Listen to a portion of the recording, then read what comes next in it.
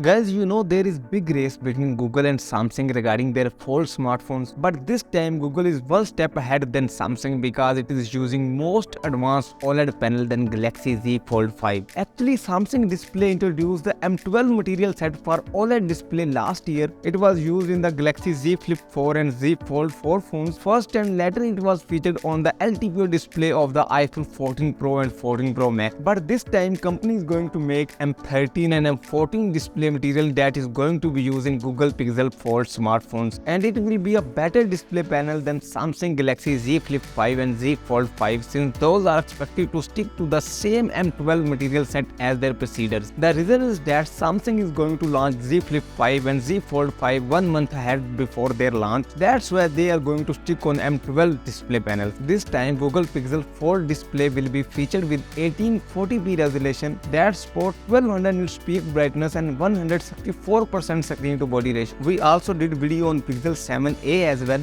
You can check out that video, and please don't forget to press the subscribe and like button.